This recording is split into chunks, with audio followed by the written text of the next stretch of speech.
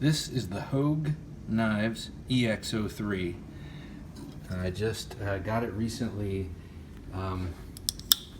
at a store. I almost never buy knives at an actual brick and mortar, but over the past year I noticed a 511 store pop up in the suburban enclave in which I live, and I thought I better go in there and periodically buy stuff and keep that place in business because it's right between a world market and an Aldi Foods, and I just don't think it's long for this earth unless people start buying stuff from it. So I went in there and they just so happened to be having a 20% off everything in the store that day. I said, including knives? Because usually the answer to that is no.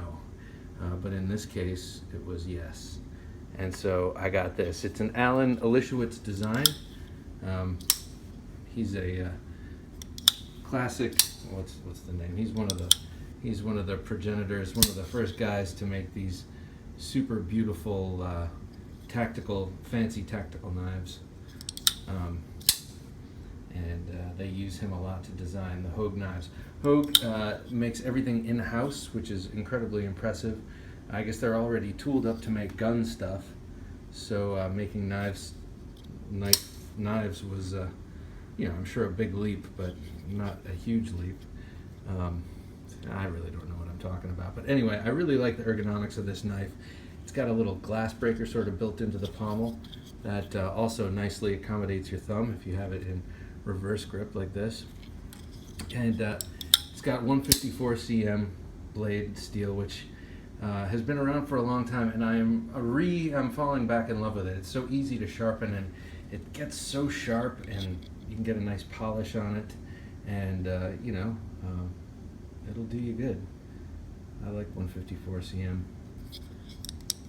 And this knife has addictive action. It's that button lock, and it's got a secondary lock that'll keep it locked open if you're doing real hard work and you're worried about somehow depressing that button.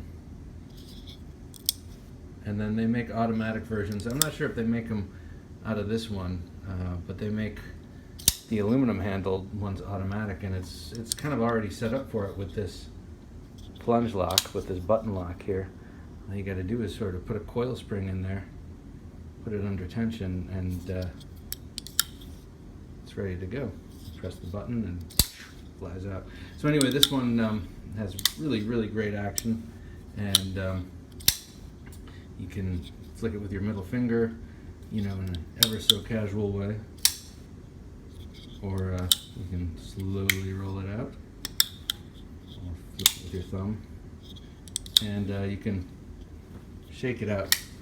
Well, I swear you can shake it out. But this very kind of basic looking drop point blade has really grown on me. It's very, very useful, and the look of it is starting to ring my bell too. This has whet my appetite for more Hogue knives. In the past, I've liked the idea of Hogue knives more than I've actually liked the knives, but now that I've got this and have it in hand, and because it's got a little story behind it, well, it's not much of a story, but I'll probably keep this around for a long time, and I'd like to get one with the aluminum handles, because I am a sucker for aluminum handles. And you say, you could have stopped right at sucker.